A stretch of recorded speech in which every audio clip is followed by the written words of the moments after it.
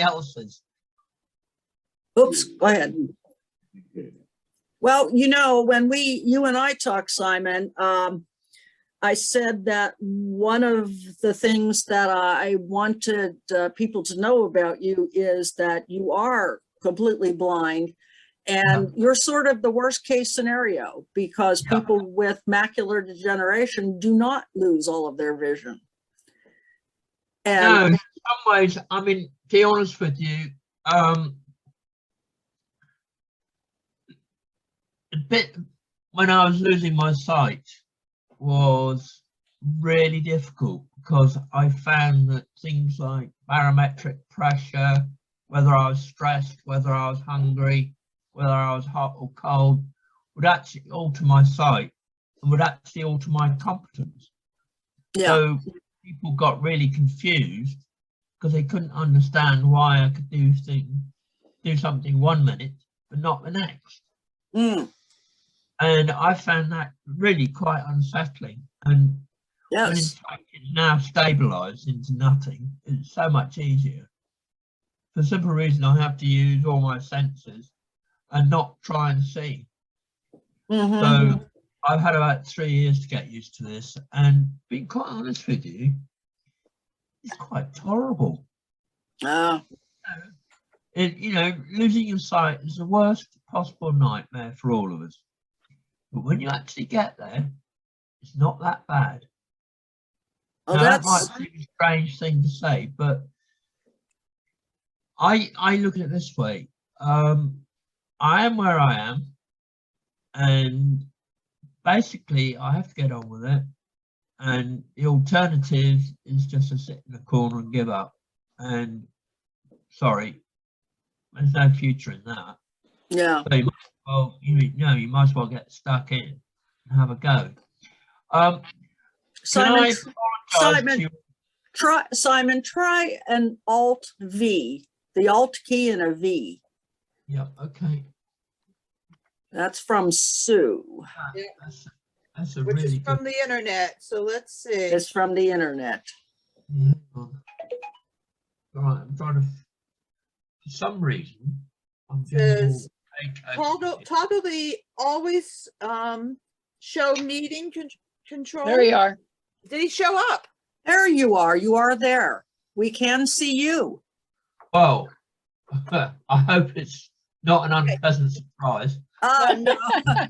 I'll tell you what, though. Angle your camera up a little bit. Can you either sit back a little bit or move your camera up so we can see your whole face? There you go. That's good. Thank you. Right. This is quite comfortable, actually. Can you hear me okay? We can hear you fine. And right. How many members have we got tonight?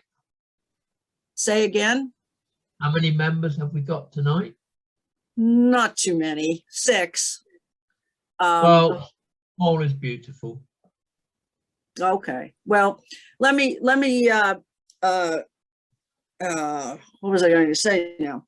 I have some slides that I put together to help people understand a little bit about you. So how about I try to do that without disconnecting everybody? And I want them to know a little bit about you first. Okay. Okay, fine. By the way, did the Alt V work? I guess.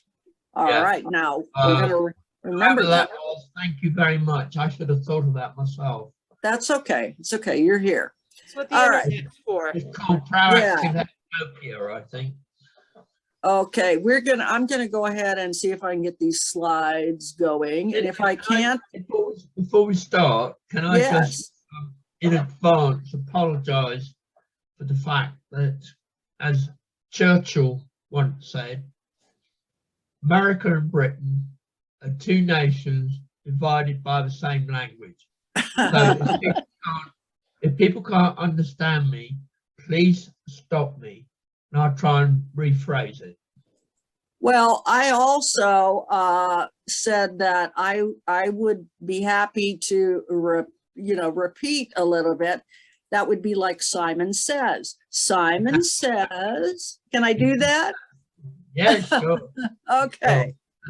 All right. Now, let me try these slides. And if it doesn't work easily, I'm just going to forego. Sit down and cry.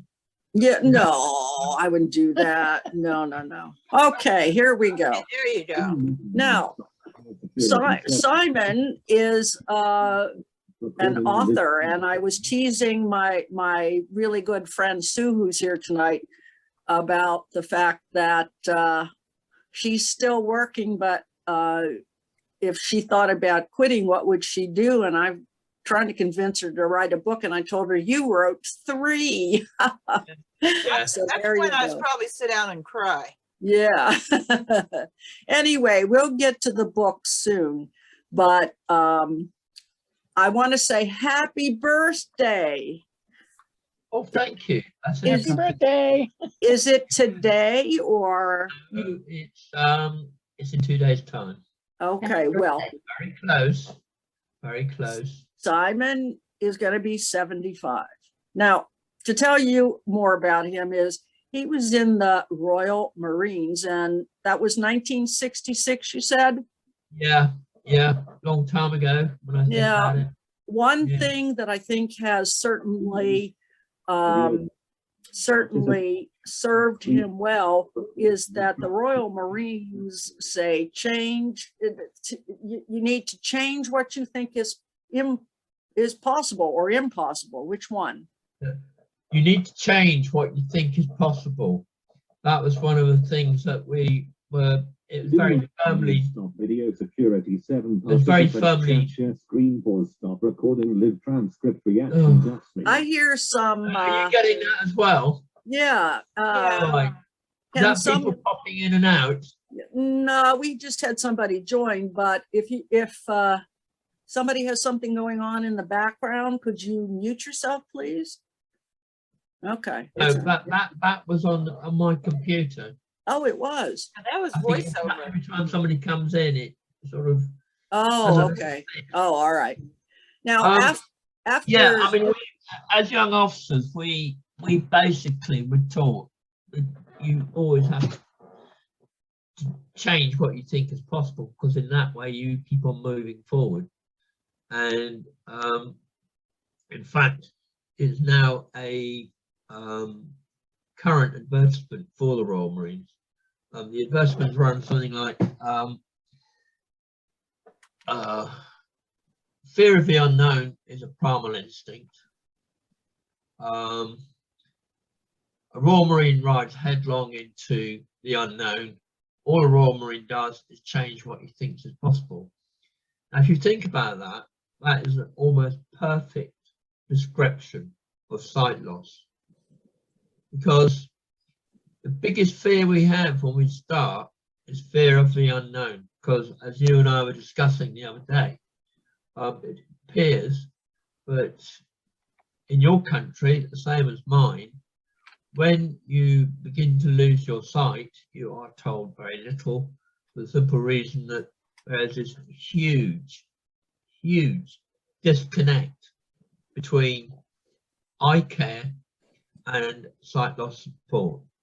For the simple reason, the eye specialist may know all there is to know about eyes, but they actually don't give a Scooby-Doo or a second thought about the consequences of sight loss for the individuals they're treating. For the simple reason, I think there are 2 reasons. Firstly, I would imagine, well, in this country, I think we're just seen as procedures, and our eyes are things that they work on and really don't have any connection to the owners. And secondly, the reason I think we all tend to ignore our eyes is because we almost get to the point where we ignore them because we look through them and not at them. Yeah. And that, I think, is one of the, let's face it, doctors are the same as the rest of us, and that probably plays a part as well. There are other factors over here in the NHS. There are targets, there are there's value for money, there's key performance indicators and all the rest of it. And I think partly surgeons or consultants don't want to admit that they failed because that's going to reflect badly on them and their department. Partly they don't want to admit that failure to other professionals in the site support field. And also, it must be very hard for a surgeon or a consultant to say to somebody, actually, there's nothing more I can do for you now. Yeah. You go over to someone else. Yeah. And it's that going over to someone else which isn't happening, or Yeah. not as smoothly as it should be. I mean, in this country, something like 70% of people get absolutely no support for the first year. I had none for 18 months. Yeah. That's quite common. What is even more shocking, research by the RNIB, which is our big eyesight charity over here, Royal National Institute for Blind People, I think it's called, indicates that only 17% of people actually get any emotional support. Now, when you think that losing your sight or losing part, losing part or all of it is actually a bereavement, because at the end of the day, you're saying goodbye to a friend you've had all your life, which has been very important to you and very central to you. It's quite shocking that there is no emotional support, especially when the combination of the fear of the unknown, as I said, because you don't get told anything, and the fact that you have to go into the unknown without, and have to cope without knowing what you've got to cope with or how to cope with it. It's no wonder that people A, get depressed, or B, give up, or both. And I think you and I were saying this is a problem common to both sides of the pond. It certainly is. You know, I think go on. Go ahead. Sorry? Oh, I'm sorry. I interrupted you. I'm sorry. Go ahead. No, not at all. I mean, I was quite shocked when we started talking the other day, and I realised that in fact things are as bad over there as they are over here, because I, like everybody else, think about sight loss until I had to deal with it. Yeah. And because of my background from the Royal Marines and then 30 odd years as a social worker, and being able to acquire certain skills through psychology degree, an MA in social work, qualification in social work, also teaching qualification, and the combination of, as I said, 30 years odd of social work, the qualifications, the training, and also 20 odd years of teaching psychology part-time at various levels, it put me in a very strong position to be able to sort of try and not exactly ignore what was going on, but to distance myself and observe it from the outside. Yeah. I want to just before we get to talking about what happened when you lost your sight, I just want folks to know that before you did, and you mentioned it, you were trained as a psychologist, you taught psychology, and you were also a freelance watercolor artist. Yeah. You were very... When I got fed up with listening to everybody else's misery, I thought, sod it, I'm going to do something for myself. So I was, as you say, a freelance watercolor artist, and it was, yeah, it was beginning to go quite well, and I was beginning to make a decent living at it. And then the feel-good factor fell out of the UK, and 9/11 happened in the USA. So, and that definitely hit your feel-good factor over there. I know that. Yeah. So the business in the USA dried up, and the business over here dried up. So I had to go and get a job. Terrible. And you were also very active. You, I have a slide that says that you went out and shot and rode and sailed, and you still walk a lot. Yeah. And then at 65, you retired. You thought you were going to enter the next phase of your life, and you moved in 2012 and had a lot of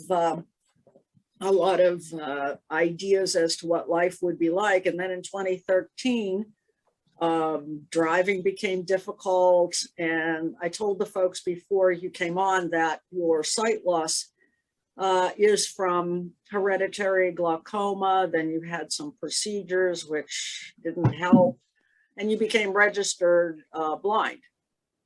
Yeah, no, That's that was what, an interesting, yeah. that in itself was interesting. And I think, dare I say it, sight loss in this country is growing year on year. When I started this trek into this entirely different world, they reckon between 2 and 3 people an hour were losing their sight, which is between 18 and 25 a year. 25,000. How many? I'm sorry, I missed that part.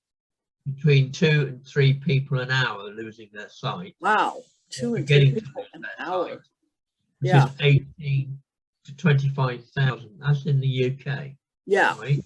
I'd Yeah. imagine the figures in the USA are considerably higher. Now, basically 6, 7 years on, the reckoning is that 250 people a day are beginning to lose their sight, which is 92,000 by my reckoning. well, that, you know, and we talked, you and I talked about there must be a lot of people who, when they do lose their sight, go into, is hiding the right word, where they'll accept help from other people and basically give up. Yeah, I mean, there are other factors as well. Well, of course. Well, I'm thinking specifically about the giving up bit.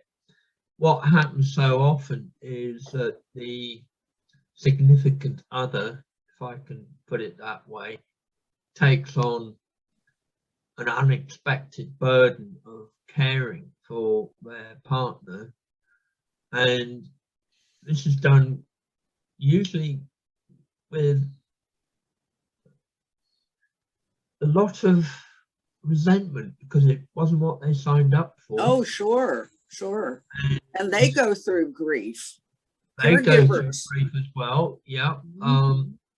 They have the same, for the simple reason their expectations of the future are blasted. They have to radically readjust what they think is going to be happening. Right. Before they might have been looking forward to an active life with their partner. Yeah. And to begin with, when you first begin to lose your sight, you are disabled. There's no two ways about it. And that's part of terror and partly trying to get the hang of operating with reduced vision. And it is very, very... Yeah.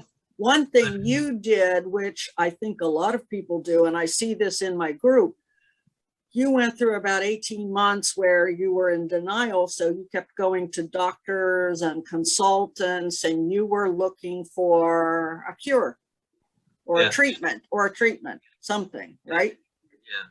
Yeah. I mean, I went through all the phases that you normally have when you have a life-changing event. You know, you have the denial, then you have the confusion, and then you go through the anger bit where you're constantly asking, why me? What have I done to deserve this? Yeah. You get angry at the world and everybody else. And then gradually you begin to move towards acceptance. And funnily enough, acceptance in many ways is the most painful bit, because that's the bit where you take on board what you've lost. Yeah. So wait, you're saying acceptance is a painful bit?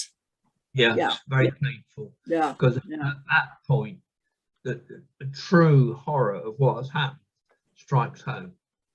But if you can get through that, get past that, you can then move on and you can begin to reshape your life in terms of what you can do now, not in terms of what you could do before. One thing that when I was reading, I'm sorry, when I was reading one of your books, this line stuck with me. It said, you wrote, it was almost as if I was stuck in a kind of limbo with no way back. Yeah. And that's just prior to acceptance. You are in this kind of limbo. You can't go back. You don't know how to go forward. It's horrible. Yeah. And you need help of other people to come out of it. Which is why I feel the disconnect between the eye care and sight loss prevention, where there's appalling delay. I think it's so damaging, because people during that period of delay can get to the point where they don't want the help. They just want to sit in the corner and rock. Right. I can understand that. I can understand it. Me, I'm just stubborn, so that was never going to happen. But I can understand it. But going back to the main carers, and often they're just chucked into it, not knowing what's going on as well. Right. They've got the fear as well. What happens is, they do resent this added burden. They go through the grief of blasted hopes and expectations, but there's some consolation of the unspoken approval of others who admire the person who is looking after the person with sight loss. And that can become very much part of who they are, and they see themselves as, dare I say it, a bit of a martyr and a good egg doing this wonderful deed. Oh, the caregiver becomes a martyr. Get the brass out, let's show me halo off a bit. Yeah. And all of this is very subconscious. And then when the person who has got the sight loss decides, actually, I've had enough of this, I want to start doing things for myself, well, they're going to resist that, because if the person they've been caring for appears to be more independent than people realise, that subtle approval is withdrawn. It may even turn to hostility, because they will then think, well, she's held him back, or he's held her back. Yeah. And so the approval turns to hostility. On top of that, there's always the thing about health and safety. Actually, it's not health and safety. What they're concerned about is their own tackles and possessions. At the end of the day, you don't want somebody who can't see blundering around and smashing everything. I went through a period of about... You went through a period... 6 months where, I didn't know where my hands were. I didn't know what they were doing. So to actually counter that, I developed a set of exercises which are in all 3 books, actually. Yeah. So I think they're that important to get my proprioception back. Right. Not people don't talk. People Sorry? don't talk. People don't talk about that. And to be honest, I didn't even think about it until I read your book, because Yeah. you're right. We use our sight and the parts of our body that regulate proprioception. And when you don't have the sight, you've got, again, a disconnect. And you also, I want you to talk about your Charles Bonnet. Yeah. One of the worst things they don't tell you about, and this I think I call it negligent, if not criminal, in my book, is a phenomenon known as the Charles Bonnet syndrome. This was discovered in 1664 in Switzerland. In the UK, they didn't recognize it until 1983, I believe. Wow. And even now, I would be talking to GPs and I'll talk about Charles Bonnet, and they'll say, "What's that?" I'll just look at them. Well, Charles Bonnet is basically hallucinations, and they occur for the simple reason that when you lose part or all of your sight, providing your brain is not through brain damage, but through either damage to the eyes or damage to the optic nerve, what happens is the brain is still active. The visual cortex, which is at the back of the head, is still active. It's got nothing to do but get bored, make stuff up.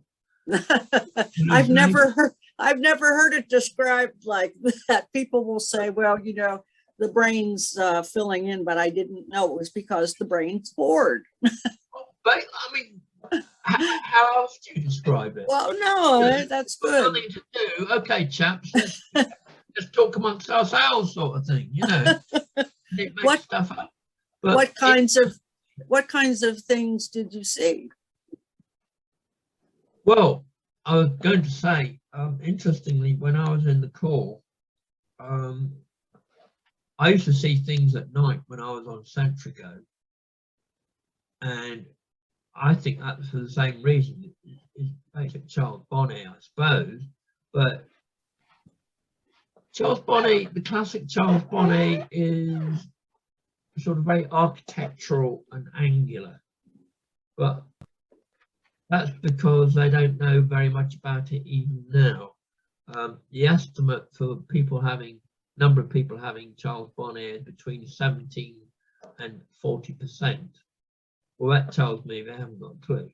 They don't know because they don't ask people. Now, wait a minute. You're saying that technically the hallucinations are angular? The classic ones, as Okay. described by Charles Bonnet, were angular architectural. Is that what you experienced? No, well, yes, no. I've had, let me think, three basic ones. One is two chessboards contra-rotating, in other words, rotating in different directions, coming at me at full speed when I'm walking. Chessboards. Yeah.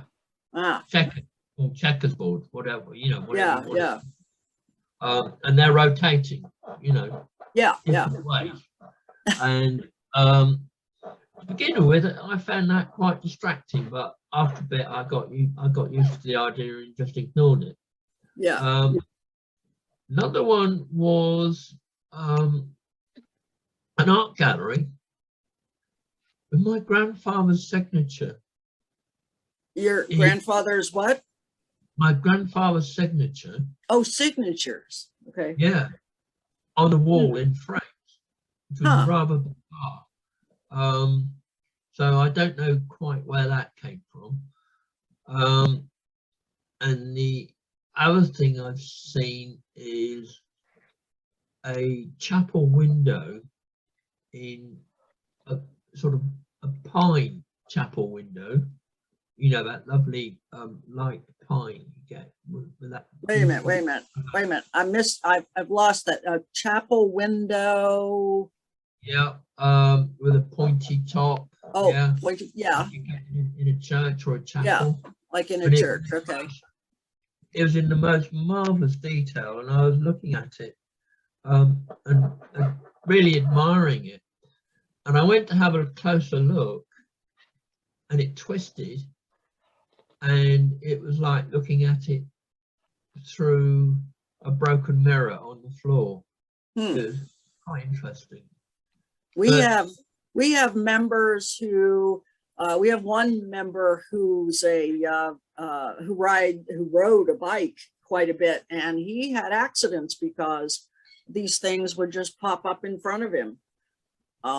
We have some members who were quite frightened, and you know their hallucinations are horrific. Sue, who is here tonight, saw puppies and kittens. Yeah, I had the Tiger Jetlord. Yeah. Charles Bonnet. Yeah. Puppies and kitties. Yeah. The mind Well, is bear in mind, amazing. he has a regular Charles Bonnet of 3 Victorian children. Oh, Victorian children. yeah, that's interesting. And yeah, it is, because one of them was being a pain, and he clipped it around the ear, and it just looked at him. He just what? Kept batting at him. Oh, kept batting at it. Yeah, yeah. I'm sorry. I looked at him. outside of my door, the parrot is screaming, so I'm I can hear our parrot. So. Oh right, yeah. I thought that was my chair squeaking. No, it's the parrot. Now, what I want to do, what I'd like to do now is that I think, I mean, there's so much. You guys have got to get his books. They're fascinating. One of the things I think this sort of Thanks Would for you- the plug. you're welcome. You're welcome. Send me the check, okay? For my Anyway, I think that's sort of, and I'm not rushing, but I want to get to how your life changed when you they recommended that you go to the Blind Veterans UK group. Can you talk about that? Yeah, sure.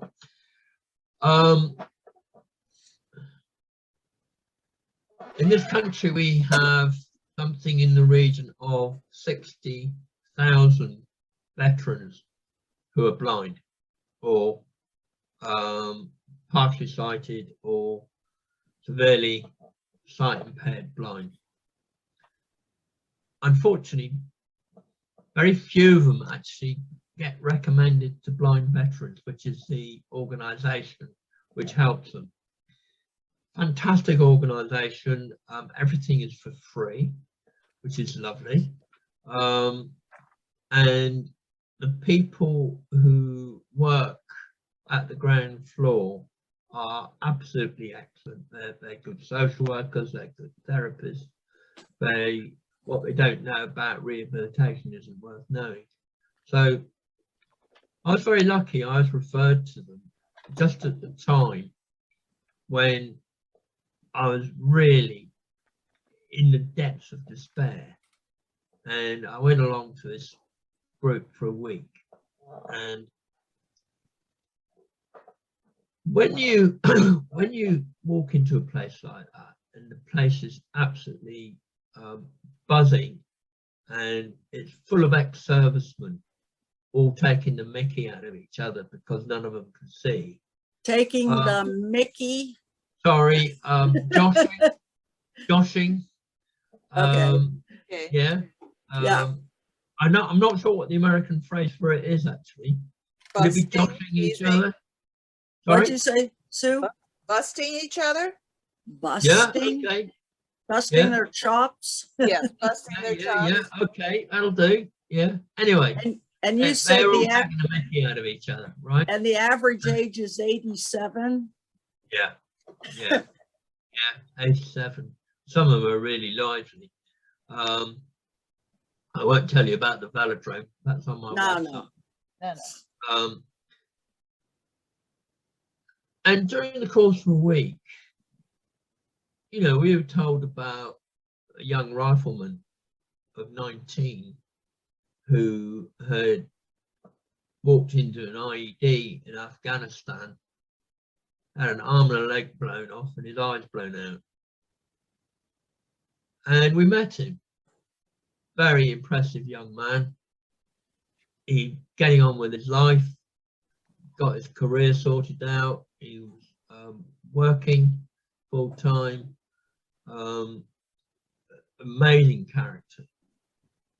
And you look at a guy like that and you think, actually, it's time to get a grip. All that's wrong with me is I can't see. Yeah, Doesn't I like help. Things in always, perspective. I just want to repeat that. All that's wrong with me is I can't see. Yeah. Mhm. And, Okay. you know, when we are deep in our own misery, if we actually look around, there's always people worse off. Oh, yeah. That's actually a very important way of, I suppose, beginning to be grounded again and to find your way back to actually being a functioning human being.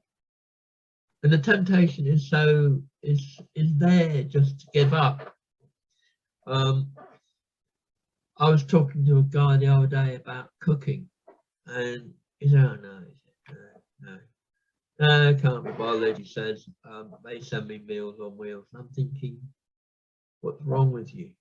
You know, if you can cook your own meals and eat what you want when you want, that is, to me, one of the essential planks of living an independent life. And that's what I had to do.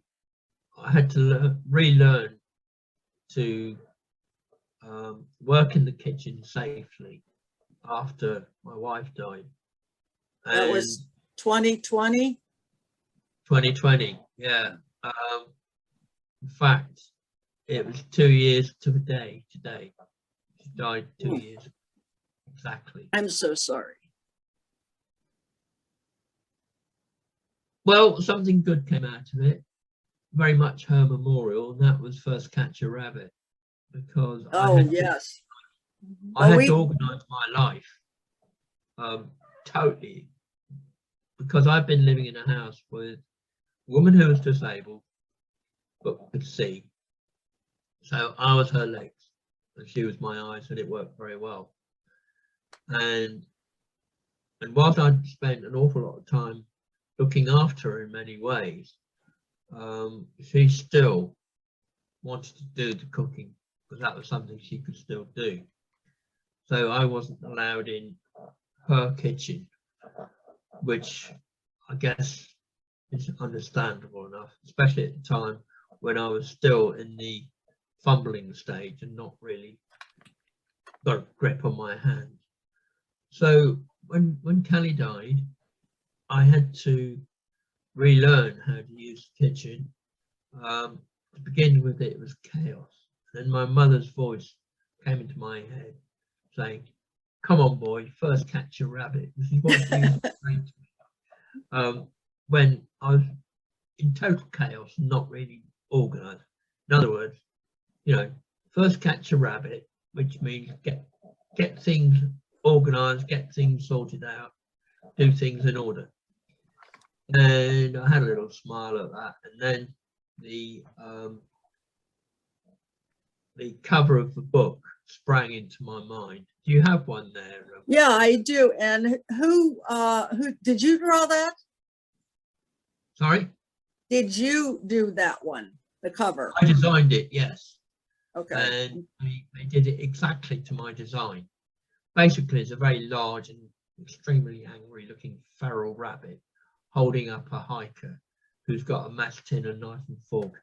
Oh, there it is. Yeah. And yeah, I have it there. Yeah. I love it. It says, First Catch a Rabbit, or Cooking Without Fear. And I'm also showing them the newspaper article that shows you holding your book, and the title is How to Make Dinner Without Losing a Finger.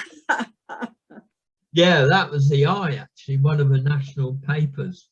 Yeah, Yeah, and what followed after that was the food program, which is quite an important one on Radio 4 in this country, and also the food chain on BBC World Service, plus television appearances and all the rest of it. I mean, it just went bonkers.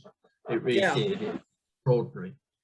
But basically, all I did was, as I developed the system of working, I recorded it. yeah, Because people were coming in and saying, "You're cooking," yes, but you can't see, yes. Yes. Well, how are you doing it? Well, just organised. But but I'm doing it, yeah. you know. And you have some great recipes in there, I want to say. Oh, the apple pie, the savoury apple pie, is a cracker. Wait a minute. Savory apple pie. Now, Yeah. I had to learn the whole savory and sweet thing because of my British friend. How do you make a sweet apple pie savory? Right. Apple, equal part onion, right? Something like I don't know what. Onion. Yeah. I don't know whether you've got Bramleys in the USA or what you use as a cooking apple, but That would be Equal- for Granny Smith, maybe. that's more of an eater, isn't it? But we I don't have a know. thing, Yeah, Bramley, but anyway. which Okay. is a big thing about that bit, which a cooking apple is quite sour. Yeah. What makes an apple pie sweet in this country is the amount of sugar you put in. Oh, sure. The apples themselves are actually quite sour. Yeah. So you have an equal amount of apple, equal amount of onion. You chop the onion, chop the apple, and you put them in a pan together. The skin you put into a pan with some water, and you boil it until it's almost reduced down to nothing. And then you add that to the mixture in the pan. Then you begin to simmer it till it goes soft. In the meantime, you've got your pie, your pastry in your pie dish. You put in your layer of mixed apple and onion, a little bit of chili if you want. Chili. Yeah, a little bit of chili. Chili. If you want. Yeah. My mother is rolling over in her grave. Well, okay. But What else? What I can else? assure you, it's always a winner at parties, I can tell you. Okay. On top of that, you put a layer of walnuts, That would be good. walnut pieces. Yeah. On top of that, a layer of really tasty, strong blue cheese. Put a lid Blue on it. cheese. Blue cheese. You put a lid on it. You bang it in the oven for about 35 minutes. It is delicious, and when it's cold, it is out of this world.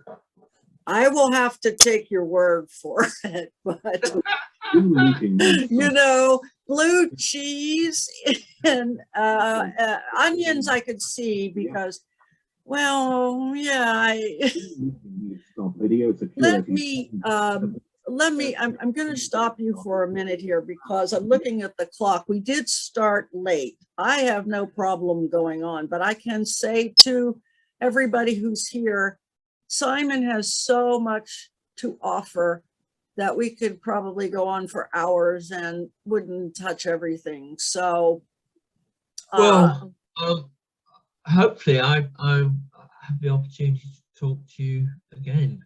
yes, yes, yes. I see this as a continuing series. May we call it Simon Says? Well, Oh, yeah, heavens. why not? I mean, let's be honest.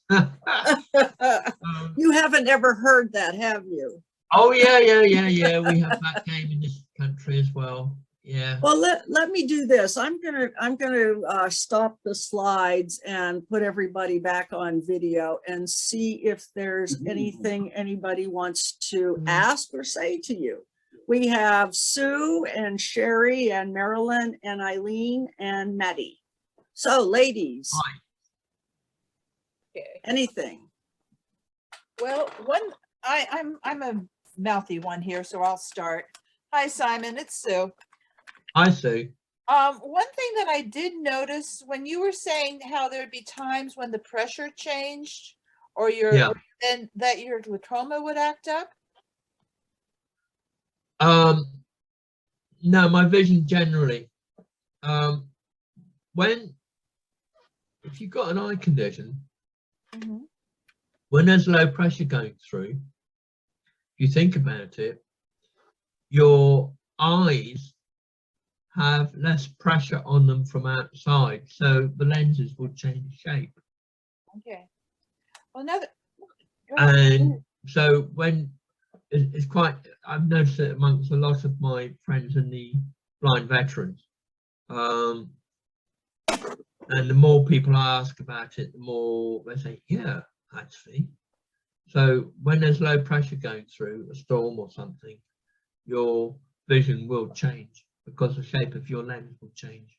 Okay. Something I noticed when I'm in a clinical trial for dry AMD, age-related macular degeneration, and Yeah.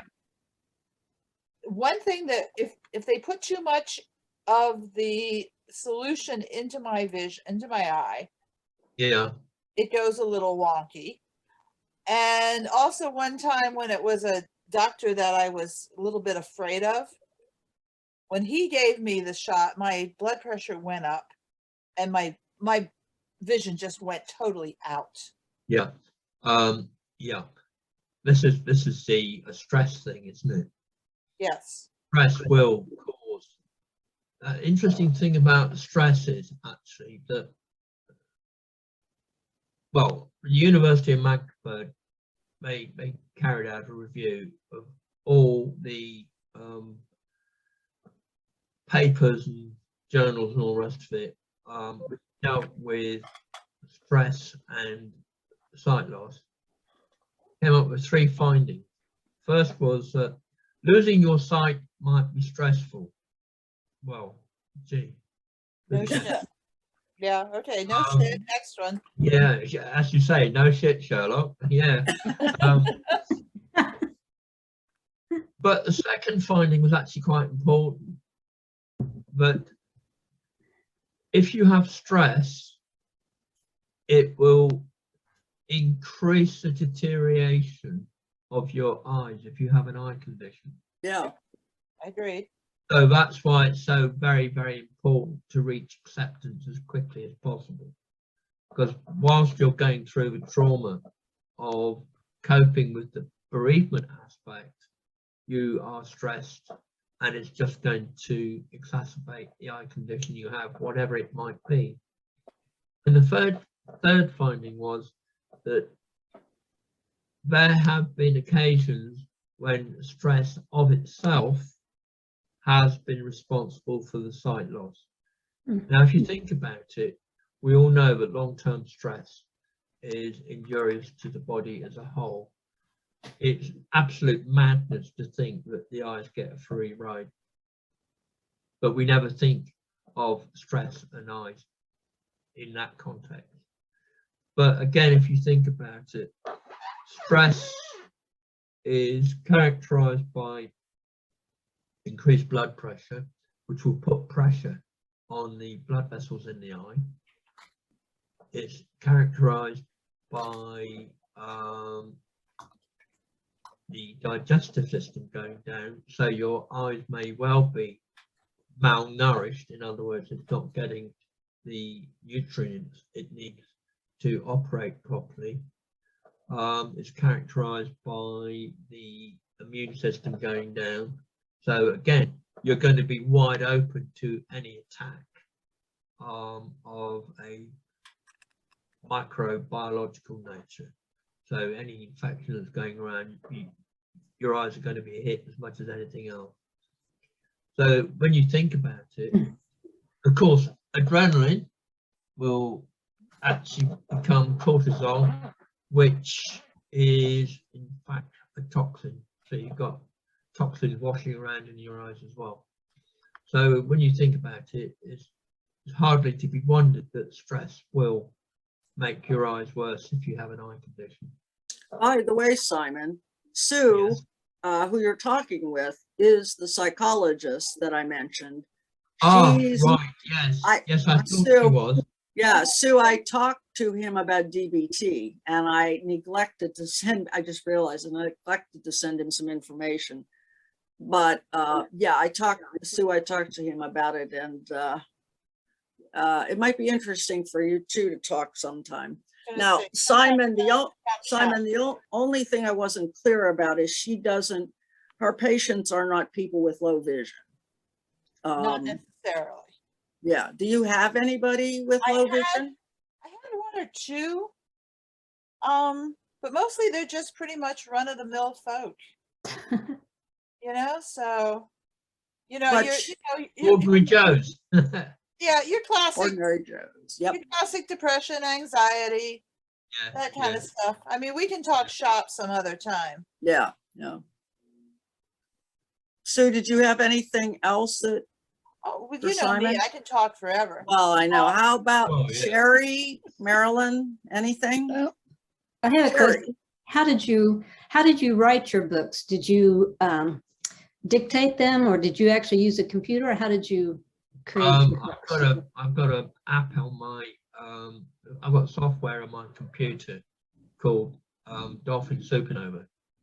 So every keystroke is recorded, and of course the hard part for me was having used a mouse and done the old two-finger tap for 40 odd years. We had computers that long, say 30 odd years then.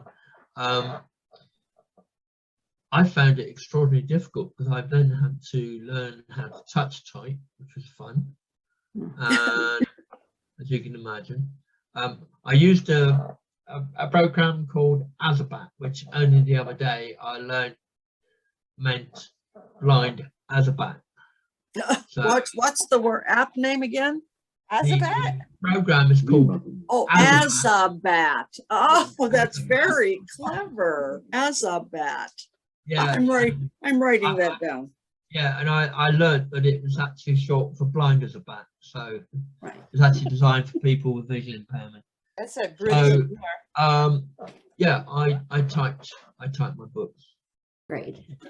The last one took 2 years, but that was, I think, 130,000 words, pared down to about 100 in the end. Okay.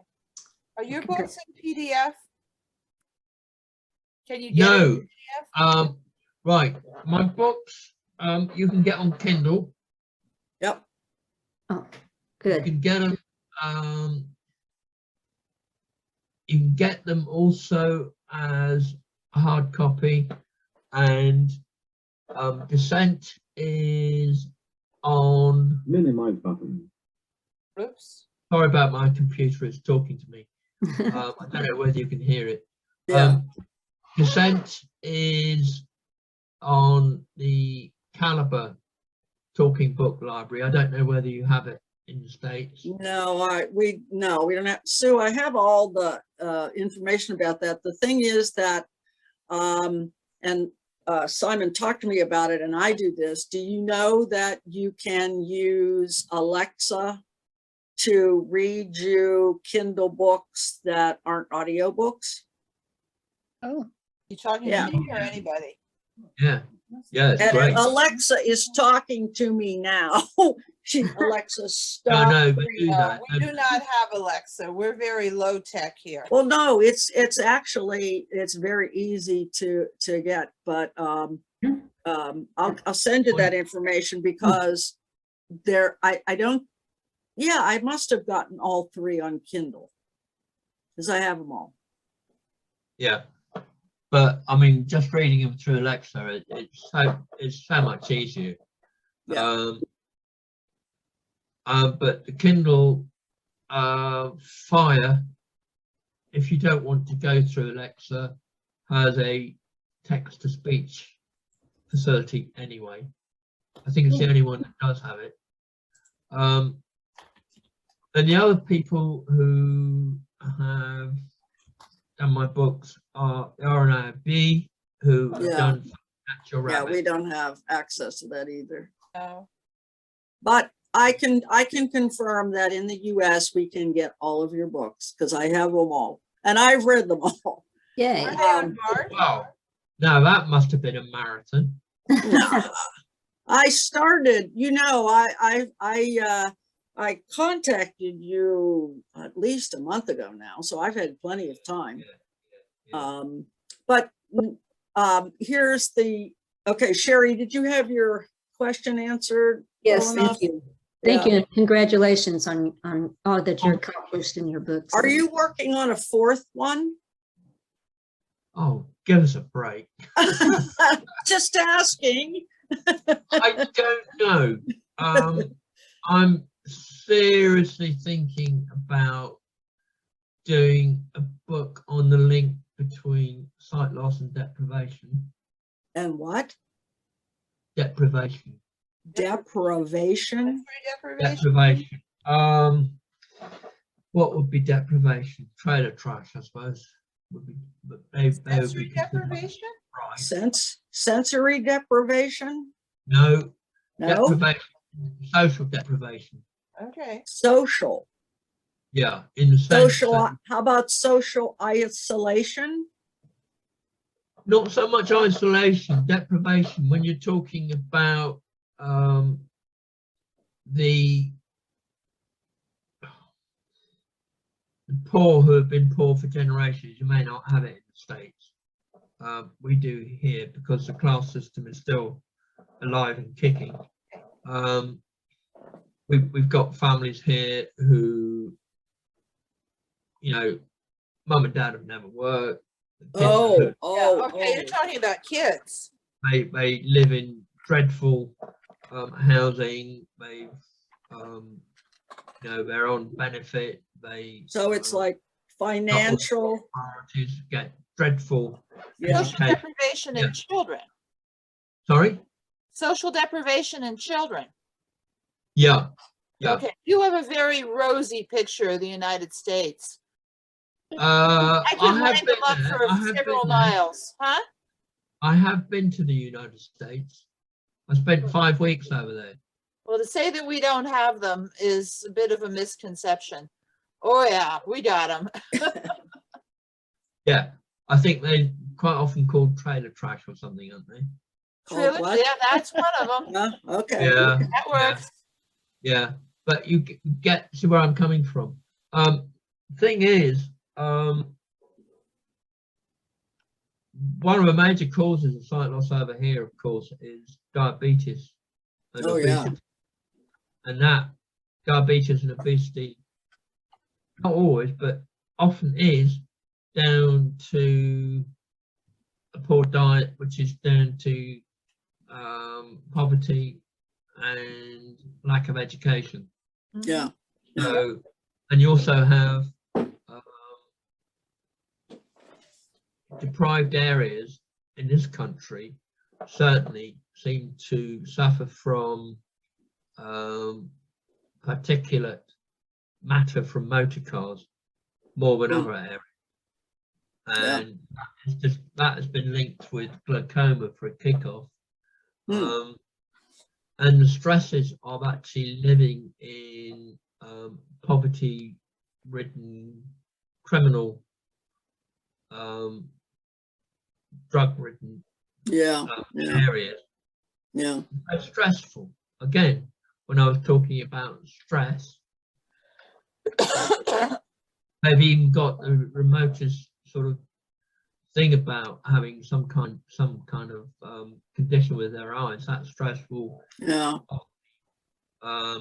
feed into their eye condition.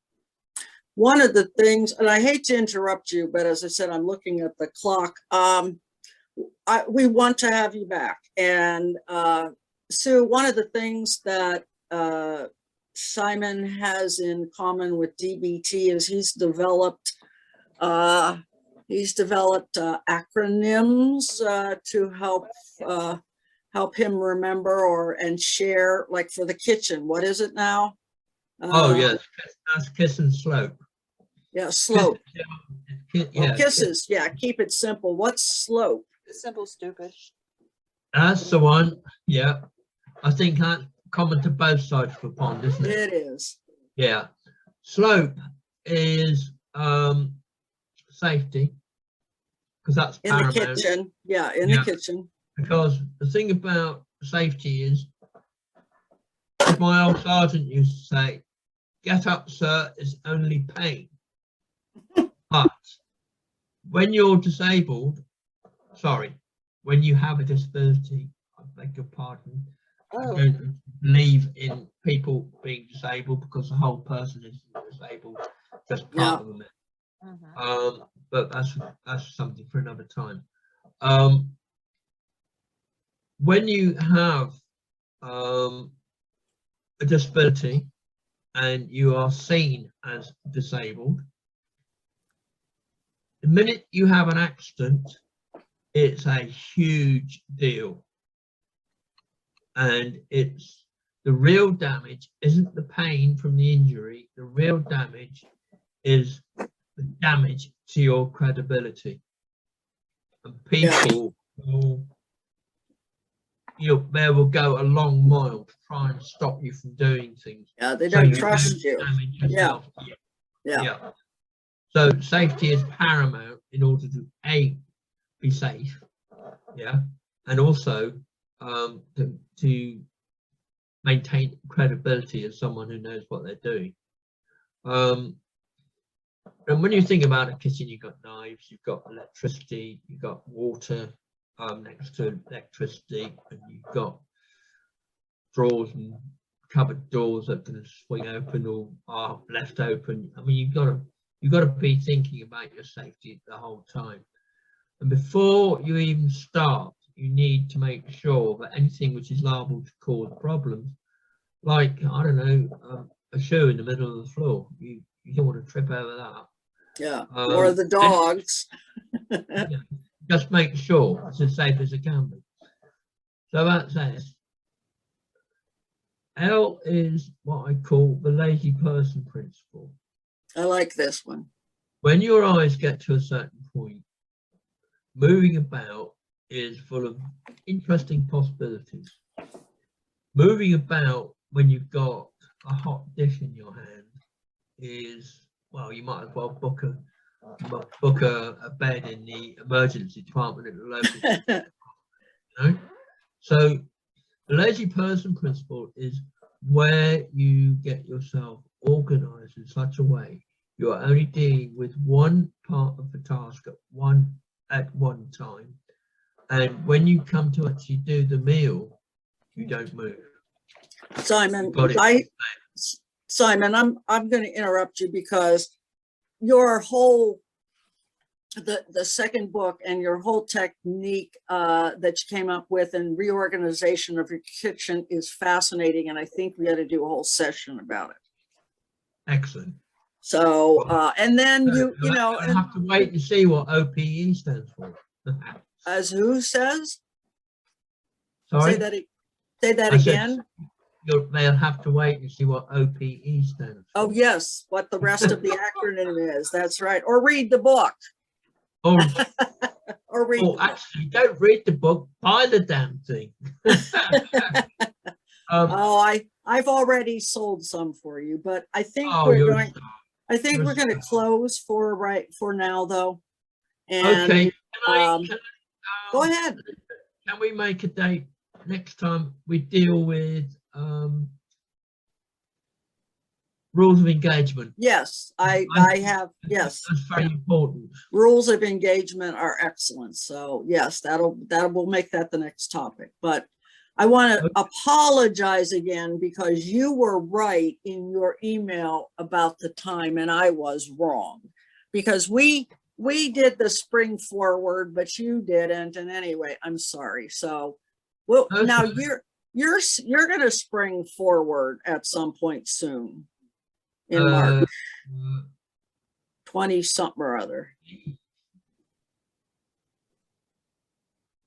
do you know, I think it might be tonight. No, it isn't. I checked. All right. Okay.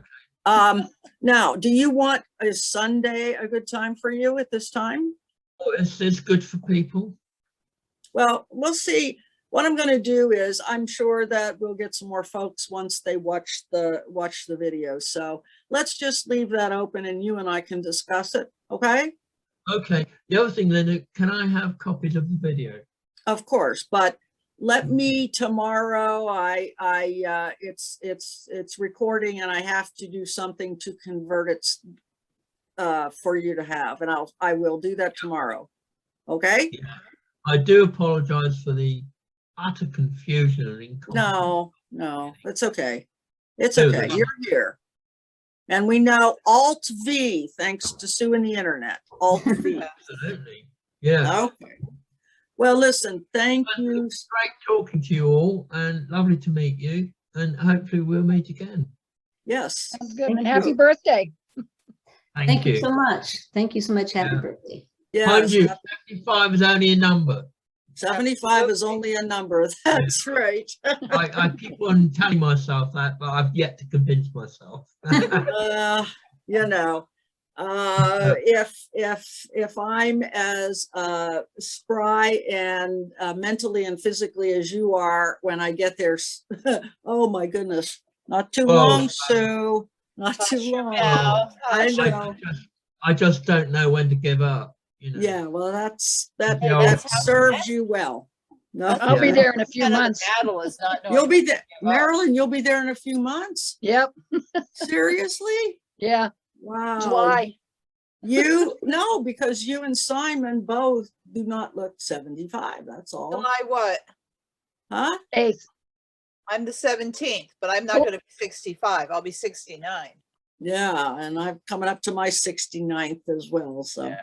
75. It's a big number. I'm a little nervous Sherry, about that I one. hate to say this, but everybody else has revealed. Would you like to tell us how old you are? I'm 71. Wow, you don't look it either. We have a very young group tonight. So Absolutely, yeah. But yeah, I have to take your word for that, unfortunately. I know. You have to. All right, everyone. Okay. Thank you for your patience, and Simon, thanks. It very much appreciated, and I will be emailing you. The other thing I want to try to do is I tried to phone you. Sue and I both did. I think I got all the digits right, but my phone says I can't make international phone calls, so I have to see about that. Well, that would tend to mess that one up, wouldn't it? Yeah, I know. We'll work on that. We'll So, work on it. Yeah. all right. Good Well, evening, it's been a blast. everybody. I've really enjoyed Okay, it. bye-bye. Take care, everyone. Bye, Take Simon. care, everybody. Thank you, Linda, too. Bye-bye.